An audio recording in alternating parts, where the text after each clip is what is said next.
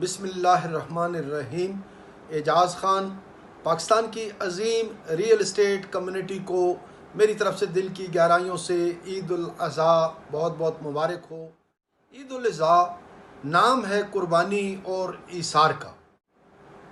दोस्तों, एक रवायती सा पैगाम देना चाहता था, लेकिन कुछ यादें कुछ बातें जहन में आईं, दिल चाहता है आपसे शेयर करूं।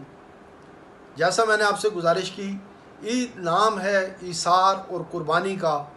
ईसार कुर्बानी अल्लाह के वास्ते और मोहब्बत अल्लाह के वास्ते, इस काम की ईद है।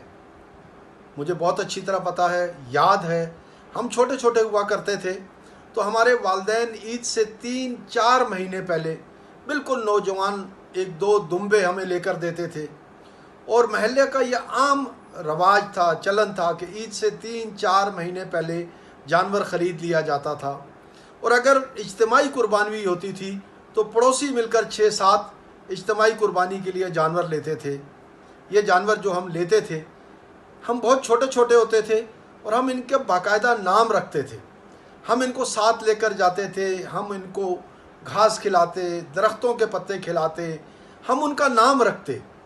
हम उनको, मुझे अच्छी तरह याद है, लाइफ बॉय का साबुन लेके उनको नहलाते, और हमारी कोशिश होती कि हम उसको मेहंदी लगाएं, बड़े बेहतरीन तरीके के घुंघरू हों, उनके गले में बहुत खूबसूरत किस्म के पट्टे हों। और सबसे बड़ा मसला स्कूल से आने के बाद हमारे वालिदैन के लिए, ख़ास तौर पे वालिदा के लिए ये होता था कि हम खाना अफरा तफरी में खाते थे, क्योंकि हमारी ख्वाहिश होती थी कि हम हर सूरत अपने जानवर को लेकर बाहर ले जाएं, इसकी खिदमत करें, इसको घास फूस खिलाएं, इसको दरख्तों के पत्ते खिलाएं। ये जानवर हफ्ते 10 दिन के बाद हम इनका जो नाम रखते थे उससे इतने मानूस हो जाते थे कि नाम लेकर बुलाएं दौड़ कर आते थे। हत्ता कि हफ्ते 10 दिन के बाद उन्हें रस्सी बांधने की ज़रूरत नहीं होती थी, हम जहाँ जहाँ चलते थे वो हमारे पीछे पीछे चलते थे। और महल्ले के सब बच्चों का जो मुकाबला हुआ करता था, वह मुकाबला हुआ करता था, मेरा जानवर ज़्यादा खूबसूरत है, मेरा जानवर ज़्यादा तगड़ा है, मेरा जानवर मुझसे ज़्यादा प्यार करता है। और बाकायदा तौर पर ये जानवर हमारे साथ खेलते थे। होते होते इस ईद के करीब आते आते हमारी और उस जानवर की इतनी मोहब्बत बढ़ चुकी होती थी कि हम उनको अपनी ज़िंदगी का एक हिस्सा समझकर कबूल कर लेते थे। और फिर जब ईद करीब आती थी तो ईद से 2-3 दिन पहले हमारे वालिदैन हमारा जहन तैयार करना शुरू करते थे कि इस जानवर की कुर्बानी दी जाएगी। हमें बताना शुरू करते थे।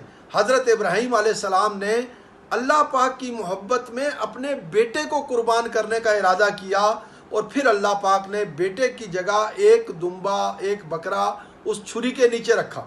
अल्लाह की मोहब्बत ऐसी है कि उसके लिए इंसान अपनी मोहब्बत को, अपनी चाहत को, वो चीज़ें जो उसको अजीज़ तर हैं, उनको कुर्बान करते हैं।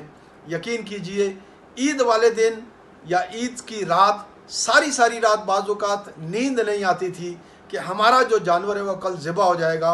और अगले दिन जब कसाई आता था तो हम रोते थे, ज़ार ज़ार हिचकियाँ लेकर रोते थे, लेकिन साथ ही वालिदैन ये कहते थे, ये रज़ाए अल्लाह के लिए कर रहे हो, ये कुर्बानी ईसार अल्लाह के लिए दे रहे हो।